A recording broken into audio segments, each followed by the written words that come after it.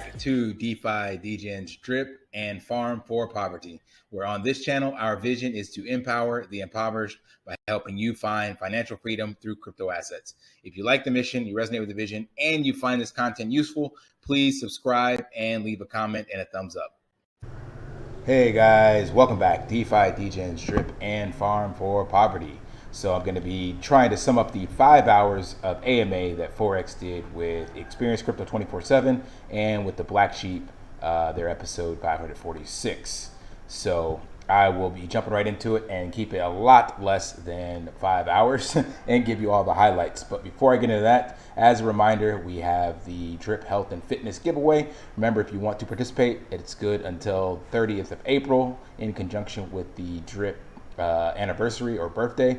So my way of celebrating is to give you guys free certified health and fitness coaching. What good is financial wellness if you don't have the physical means to spend it or use it? So free health and fitness coaching. Anyone that joins my Drip team stakes at least 2 Drip or joins the Piggy Bank when that opens in the next 2 days and stakes 45 BUSD. After you've done that, join the Telegram group, post a screenshot, and then I'll send you a DM and then get you hooked up. So after that, also, if you're one of the first 10 people, you will get a free Drip airdrop. So if you want more information, join the Telegram group, link in the YouTube description, and I'll give you some more details. So we're going to jump straight into the AMA. I've already taken some notes in what we're going to cover in this first one. I'm going to let you listen to Forex. I'm going to put it on like 1.8x because he does talk quite a bit. Maybe like me, I talk a lot too, but I want you to hear it and then we're going to dissect it. So I'm using this cool tool that bookmarks everything. So we're going to go here and then I'm going to hit play for you guys. Turn the audio on first so it records it. Mute myself. It's a real pleasure. And yeah, Drip is doing his thing. Well, yeah, so I remember our talk. Really, I'm just working away, doing what I know needs to be done. There's 4 major, you could say, market demands or utilities that I think are important with DeFi, coming up in the future that I'm really interested in. And I would say these are lending, insurance, gaming, and privacy. And from, this point on, essentially, my full focus will be in creating utilities and contracts to provide these services. And I have no plans to create any additional tokens. So my full focus is going to be creating these utilities for our existing tokens and for the main assets of the chain. So for example, the Drip token, the Dog token, BREAP, Pigs, BNB, BUSD, right? These major assets on the chain, because I believe that for one, creating utility for our own tokens is huge, and that's something that needs to be done. But also bringing value to the main assets on the chain, right? You could call them the coins, right? There's a bit of a distinction between tokens and coins, and I believe that creating value for these major assets is also something that will help our native tokens. So this is my main focus, and I plan on bringing these values to our existing platform. So there's a whole bunch of things that I'm prepared to do. I believe we're in a better space than ever to do them. So it's huge, guys. So I don't know if you caught that, but basically he said there is 4 major market demands or utilities that are important to in DeFi. And number 1, lending. So lending and borrowing, that has a market cap of $1.5 trillion in personal loans and borrowing alone. That's the global market cap, 1.5 trillion. That's not to say it's all going to come to crypto, but that just shows you that Forex is trying to solve problems. And people buy goods and services to solve problems. So if it fixes a pain point in their life, they will be more likely to invest in it. That's the only reason why we purchase the things that we do, because we believe it will actually rectify some pain point in our life. Number 2, insurance. So insurance is a $1.2 trillion market cap just in the financial industry. I don't know what other insurance you could go, but with just the insurance in traditional finance, $1.2 trillion. Again, another pain point for people. That's why they're not getting into crypto, because there's no regulation and it's not insured, like FDIC insured and things of that nature. So tapping into that, that's something he wants to get into. Gaming is $127 billion annual spend across all digital gaming platforms. So that solves another pain point. Pain point being entertainment, right? That's another thing that we enjoy doing. And privacy, I couldn't find a market cap for that because that's pretty broad, but we do know that crypto and not having the government monitor your transaction, things of that nature. Privacy is very big for a lot of people. Anonymity, that's why Forex is a pseudonymous or doxed dev, but you don't know his identity. So those 4 areas is where he's looking to add utility for the existing tokens. Now, what's important that he mentioned in here is he has no plans to add any additional tokens, but he wants to utilize the existing assets. And he mentioned BREIT, drip, dogs, pigs. And what you really need to highlight, he said he's most interested in adding utility to the existing coins on the smart chain, or coins and tokens. So if you're not familiar with coins versus tokens, coins are the native cryptocurrency to and its own network or smart chain. So the BNB is a coin, whereas DRIP or BUSD is a token. AVAX is a coin because it's the actual crypto coin used on the network. Bitcoin is a coin, Ethereum is a coin, right? So he wants to add utility to BNB as well as BUSD. So he wants his projects to support that because he believes that that will create more incentive for people to utilize dogs, pigs, and drip and all that stuff. That is huge. So he's not thinking just of his own little ecosystem. He's like, I'm on the Binance Smart Chain. How can I enhance the entire chain, the entire exchange of people on this platform? And that's why he's gone on record and said that he sees us taking the spot from PancakeSwap. He has big visions. How long all that will take, I have no idea. But the fact that he's thinking like that is really huge, guys. Things that you need to just keep in mind. All right, next we're going to move to where he starts talking about the scratch tickets. So we're going to go into scratch tickets, sustainability, staking, and cost. So let's get to this next clip.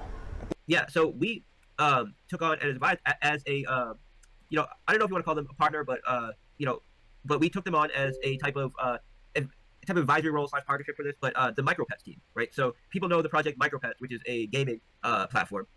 And the reason why we brought them on is because they had an idea for a type of scratch ticket model. So when I said that I wanted to do some kind of lottery, the founders of the MicroPets protocol, came to me and said they heard me say that, and they had an idea for a type of scratch ticket model. Now, so we got into communications, and I told them I was interested in it, but we would need to make some major changes, right? I would want the scratch tickets to be represented by NFTs. I would want it to be a revenue sharing model. It needs to be scalable. So essentially, I took their I guess seed of an idea, and then worked with them to really create something that's, I believe, a big deal, right? A game changing in the space of gaming in DeFi. So we're working with both Chainlink and with the MicroPets devs to get this out to the public. And so that's some news that people haven't heard yet. Exciting news. You just heard it first. Yeah. Exclusive on Experience. And one of the reasons why. Oh, sorry. One of the reasons why it's exciting is because they have a full-time marketer, right? They've done very well about getting their own projects in the forefront and getting a lot of attention to them. And us collaborating together can really be a lot more powerful than either one of us. Our combined efforts are greater than anything we can do individually, and there's a kind of compounding effect where where we can really take this to the next level, I believe. And on top of that, Chainlink, who's extremely excited about the way that we're using their VR service in a unique way that's never been done before. But essentially, to just give a breakdown of how this model will work, is it's essentially taking the current scratch ticket model, which is done by states, right? States run these lottery systems where they sell batches, and in every batch you have a predetermined amount of jackpots, predetermined first tier, second tier, third tier, fourth tier, and fifth tier prize. Now, having a predetermined set of winners and winning tickets and knowing exactly how many tickets will win and what the prize will be allows you to be extremely sustainable, because you can set values that will both be attractive to people buying the tickets, but also sustainable and allow you to grow. And this is why these scratch ticket models are so successful for the state and why they've become so popular, right? That on top of the fact that the users get instant gratification. Right. Start a lottery model, we need to wait a week. People scratching off. Yeah. Give that instant gratification. I won.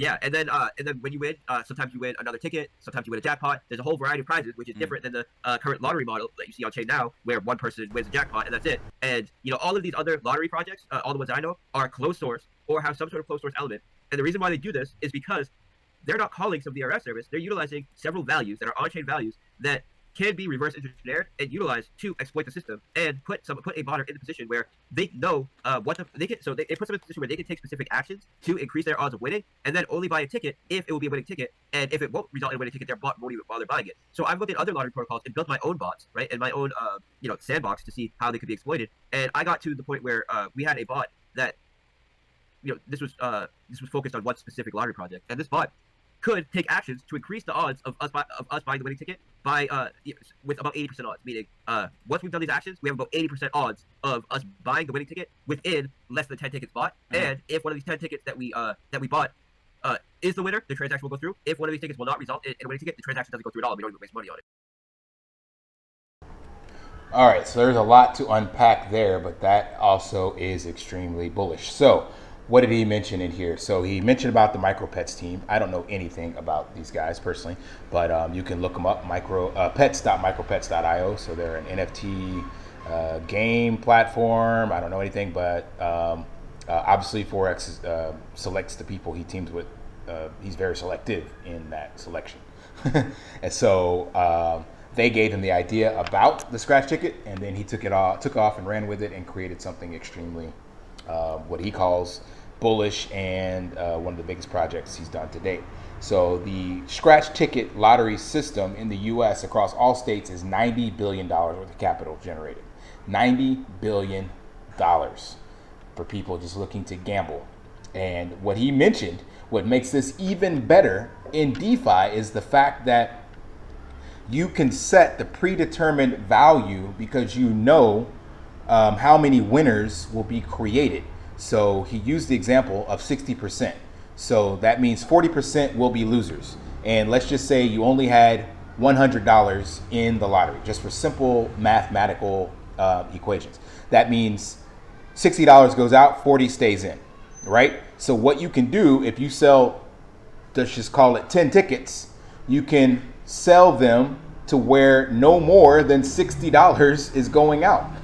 It's really that simple. So you sell 6 tickets, and one's a $30 ticket and the other 5 are $3 tickets, you know, something like that. It'd be less than 60 spent, but you get the point.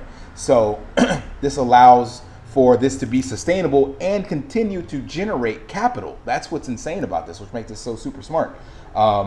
So in addition to that, there are different levels that you get. So you get the instant gratification that he mentioned, that you'll be able to immediately scratch the ticket. So you'll actually be able to scratch this on screen. He said with your mouse. I would assume it would also work with your smartphone, where you just run your finger across it and it would reveal the numbers, and then the protocol would tell you immediately if you won or not. Like this one, they won, 1 BNB. So that is immediate gratification, and I can definitely see games and things of that nature being created. Like, I would love to do this on my channel, do a promotion where I tell people to send, you know, because maybe you can't afford, which I'll get into next, the cost of one, and you can get someone like a YouTuber, influencer, or a Telegram group where you all put in a portion to buy this lottery ticket, and then the winnings are split across. Like, all sorts of games can be created with this, and it's really, really simple. So this is huge. This is really, really huge, guys. I think people are sleeping on this, but the fact that it just prints money, because like I told you, in the traditional market, it's $90 billion for people just looking to win. And we don't know of that 90 billion, how much is actually paid out, like 1 billion or $500 million. Like, the rest of the money goes to the state and to fund different projects, taxes, all that other stuff. So this is crazy. All right, let's go into the next part of this. Let me see, where are we at here? Sustainability, staking. So I think that's the next piece. Let's pull that up here.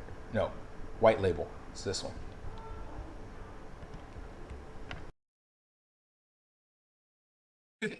I know it's going to be big because we already have the community, right, to make it big. But I know that this is something that other development teams are going to love and are going to really want to access. And people don't realize this, or maybe they do, but I'm getting contacted all day, every day by other development teams that want to partner with us, that want to be, you know, have some sort of interaction with us, some sort of integration with us. And I turn down almost all of them because I have to be very careful in how we integrate. But with a model like this, it's very easy to contract out. So it could be the smallest, most irrelevant project with shady devs, whatever the case may be. We can still allow them to sell tickets on their platform because we know that these tickets are secure, and no matter what, when people buy tickets on their platform, they they still have the same odds of winning. They can still collect revenue shares through our platform. A percentage is still going to buy Drip and our other assets, and there's no angle there for the dev team to do any kind of backdoor stuff because the whole protocol is handled on our end, and they're just hosting it on their site. And for doing that, they get some kickback, right? But of course, we'll be very careful about what platforms we promote who use our service, but just someone wanting to use our service and sell tickets on their website, we can open that up to essentially everyone. And this creates a lot of excitement for those dev teams and new utility and everything. But it allows us to create more cash flows every single time we open it up to someone, and this creates more buy volume in drip, more buy volume in dogs and pigs, and also more revenue that gets shared with people who are staking the NFTs on our platform. So Fantastic. Sorry. Okay, so the cost of the tickets that we're looking at are 0.1 BNB, 0.5 BNB, and 1 BNB. Right? These are the cost of the tickets. So anywhere from $40 to $400. But all right, I played 2 clips for that one because it's easier to summarize that way. But this, again, even bigger than what I mentioned before, because this is actually a product. He's actually creating a product that can be sold to other devs. Like, think about that, devs and communities. So when I grew up in the US, we had these raffles, and every year you could go door to door and sell these raffles, and they were meant to generate some kind of money for the kids for their trip for that year, or some kind of party or whatever, right? So that was something that the school district or the school or your grade came up with. You went door to door and you sold them.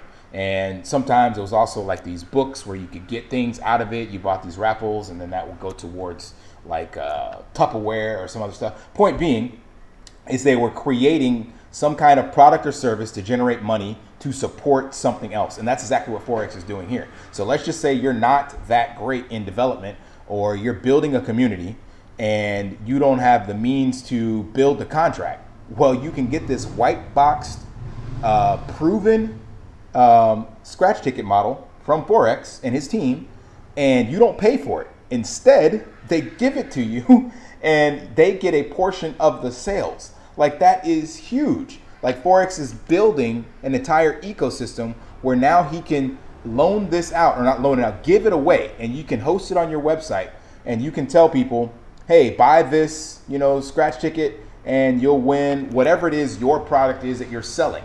Like, say for me, I'm selling health and fitness. I could be like, buy the scratch ticket, and the jackpot is 1 year free. The minimum is 1 month of training, and it'll only cost you 0.1 BNB. So that means people will be buying this to try to get free training, and then a portion of that. So it's all wrapped in my ecosystem and my theme, but a portion of those sales will go to buy back pigs and dogs and drip. That is huge. So like he mentioned, he has to be careful who he partners with, but with something like this, he can kind of just throw it out there as a free-for-all. He'll still be careful in who they pick and choose, but he knows that the contract is safe and that they can't rug pull that part of the contract. And the way I'm understanding it is that it's immediate winning. So once a dev, let's just say it was a malicious dev, once they turn it on and you interact with it, the winnings and earnings are paid directly to you. Like, there's no interaction with the dev. So there's nothing that they can do to manipulate it. Like, probably from initial setup, they can change the values, 0.1 BNB, 0.25, and change the payout of what the jackpot is and the total of all that. But if you win, you win, and there's nobody that can take that away from you. So this is really huge, guys. Like, this is insane. Let's get to the last one, the last 2 in this before we go to the next AMA. Try to keep this short, guys. I apologize, but I wanted to summarize this and share some of the info. Oh, and the cost, 0.1 BNB, 0.5 BNB, and 1 BNB. That's his projected. He said it could change. You might want to make it cheaper, but basically $40, $200, and $400. All right, this next one is about Acquirify project. Let's listen to that.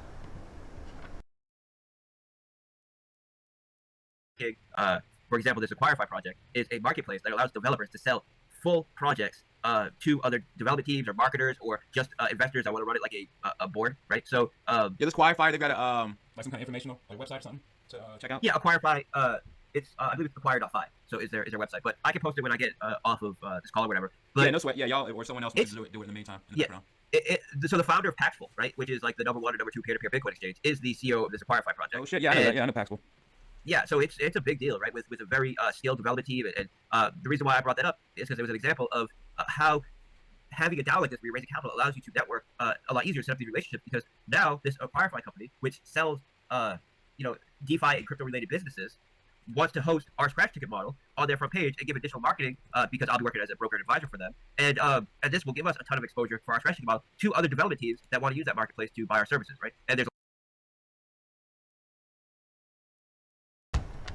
All right, so acquire.fi. So if you're familiar with Shopify, Shopify is a e-commerce platform that you can build any kind of website to sell e-commerce goods. But there's also, once you build this, I forgot the name of these platforms, but there are platforms that you can sell your entire Shopify store once you're tired of it, or you need to get out of it, or whatever the case may be. So that sounds like that's what this will do. And it's co-founded by the CEO of, or the co-founder or founder of Paxful, which is one of the largest peer-to-peer Bitcoin trading platforms. So this is huge in the sense that the people that will be looking to get in this are investors, whales, business type people, right? I mean, it could also be smaller people, but when you look to purchase a company like such as a crypto company that's doing something, or you're selling one, you're usually marketing that to not your average, Joe Blow or Jane Doe on the street. It's someone that's looking to scale this company and do something else bigger with it. So the fact that they will be co-promoting the lottery or scratch ticket model is huge, because that scratch ticket model is actually kind of its own little company in and of itself. Like the amount of revenue that thing can generate, if it's behind the right marketing and there's a good use case for it on whatever you're purchasing it for, not just to win money, but it supports something else, that is huge. So don't sleep on that partnership or whatever they're doing in regards to marketing and how that's going to play out, because that is a big deal. All right, let's go to the last one. Because for one of the people we reached out to is servicing other development teams and projects that are way smaller than us, doing way less than us, so I'm very confident we'll be able to care with them. And also MoonPay, I have a connection with someone that was a early investor in MoonPay and has a lot of sway. Right. Yeah, I mean, you mentioned the last AMA. Yeah, let's bring that up. Yeah. So that's something that's huge, right? Do you know who Blockcard is? Based out of Atlanta, or actually unbanked now, but they they provide crypto debit cards. But anyways, though, yeah, I've heard of them. Yeah, they're based out of Alpharetta. If I'm not mistaken, the founders, two guys that are from Georgia, I think South Carolina, but yeah, I know that they do white label type of things. Anyways, just another kind of side note. Maybe we'll talk about that another time. So I'm more interested if we have to work with some sort of centralized company or third party, which you basically always have to with fiat on ramps. I'm more attracted to working with companies that are based outside of the U.S., but I'm still open to working with people in the U.S. as well, because really it's the difference between people being forced to KYC to use their debit or credit or not having KYC. That's really gonna vary there. So either way, it's a win, but one is a little better than the other, I'd say. Yeah, no, most definitely, man. I mean, yeah, salute for you being all about that decentralized, because when it comes to, getting into more centralized circles, then it gets a little bit more sticky for us, DeFi rebels out here. Let me. All right, so this last one was in reference to him getting a fiat on ramp for Drip. So if you're not familiar with what that is, that means basically being able to purchase Drip without going through all the hoops that you currently have to do right now, like going through Binance or going through Coinbase with your USD or whatever your equivalent fiat currency is, exchanging it into a cryptocurrency, bridging it over to Binance if you're on Coinbase, getting BNB, going to the Drip platform, and then staking it. Like, he's trying to go straight from your bank to Drip. And that is huge, because when you minimize the steps or you minimize the friction, then that means it's easier for mass adoption and easier for people to get into it. That's why right now the gains in crypto are so huge, because there is such a barrier to entry. Like, if you're familiar with anything of this nature and you talk to somebody about it, they look at you like deers in a headlight, because it's a completely different world that doesn't make any sense. So the fact that he's trying to do something with that is huge as well.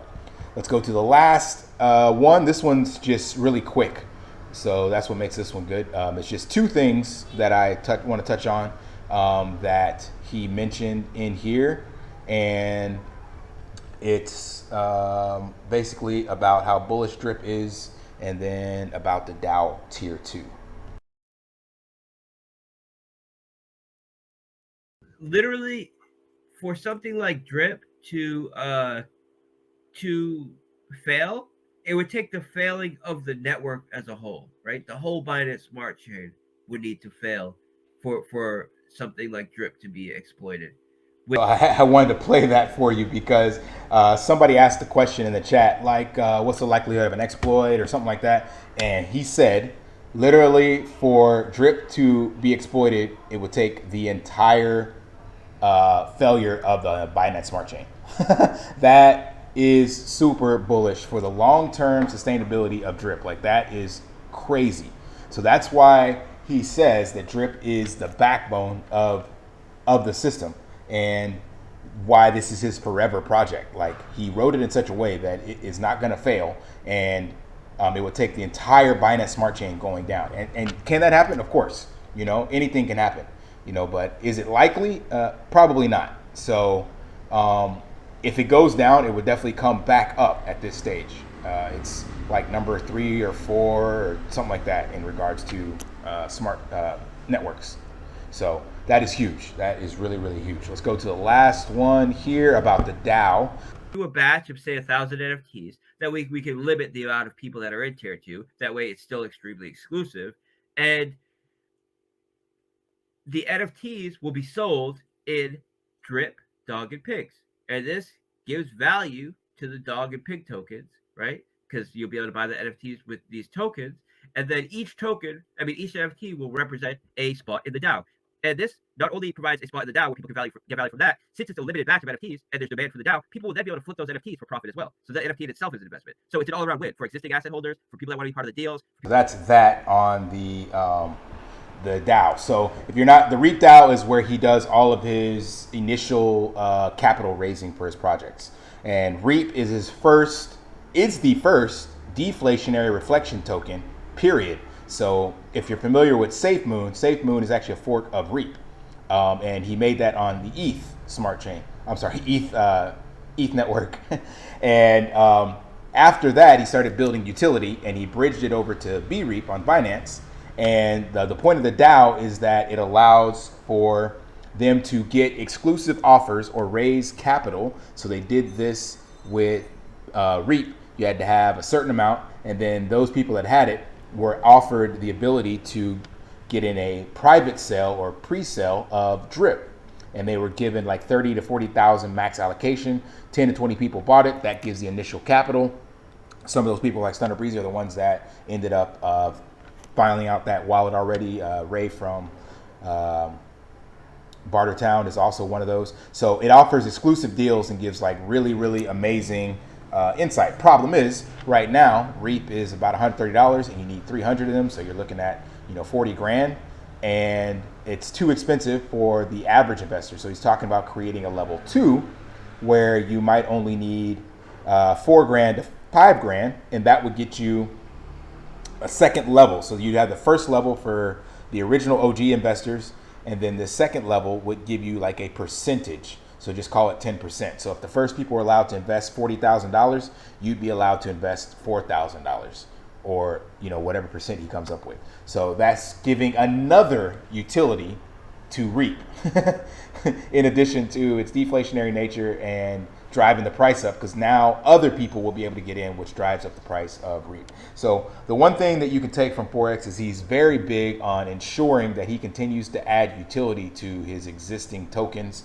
and that he's in this for the long haul. So if this doesn't give you hopium and see that this is now is the prime opportunity, I don't know what will, but this is extremely bullish to me, and I am looking forward to see what the price of drip does in the next couple of months.